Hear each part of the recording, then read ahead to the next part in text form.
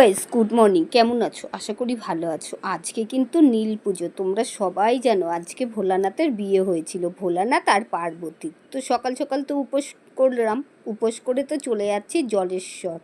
ঈশ্বরে কিন্তু আজকে প্রচুর প্রচুর ভিড় হবে, তোমরা জানো তো। আমার ভাইজি বললো যে পিসি চ আমরা তাড়াতাড়ি চলে যাই, কেন আমি ডন্ডি কাটবো। ও মানসিক করেছিল, তোর মানসিকটা বাবা ঠিক পূর্ণ করে দিয়েছে, আর ও কিন্তু রেডি হয়ে চলে যাচ্ছে জলেশ্বরে ডন্ডি কাটতে।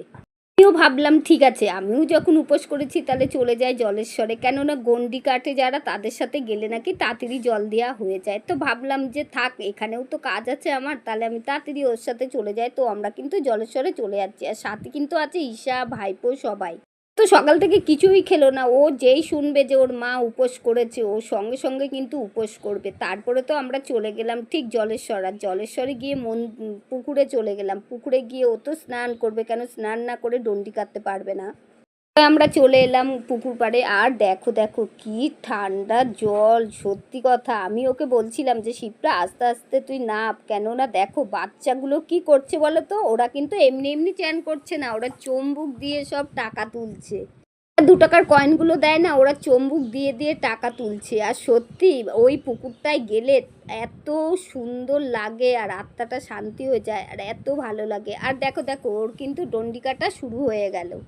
কারা কারা ভোলানাথের কাছে মানসিক করেছো অবশ্যই বুড়ি পিসিকে জানিও, যে বুড়ি পিসি আমাদেরও জানো তো ভোলানাথের হলো মানসিক করে আমাদেরও পূর্ণ হয়েছে। জলেশ্বরে ডন্ডি কাটছি, আর দেখো সাইডে কিন্তু প্রচুর প্রচুর লাইন। ও ডন্ডি কাটতে কাটতে কিন্তু মন্দিরে চলে যাচ্ছে।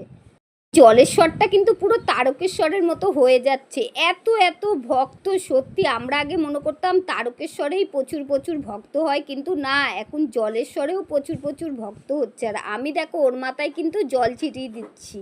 তিলক কাটার পালা হয়ে গেল, কেন আমাদের ডন্ডি কাটা হয়ে গেছে, ওকে নিয়ে এখন আমরা জল ঢালবো। তো তিলক না কাটলে তো কেমন যেন লাগে, মনে হয় না উপোস করেছি, তার জন্য কিন্তু তিলক কেটে নিলাম। আর আমাকে ঈশা জিজ্ঞেস করছিল, ও মা কেমন লাগছে গো তিলক কেটে? আমি বলছি মা হেভি শান্তি লাগছে। তাই বলতে বলতে কিন্তু ঈশাও তিলক কেটে নিল।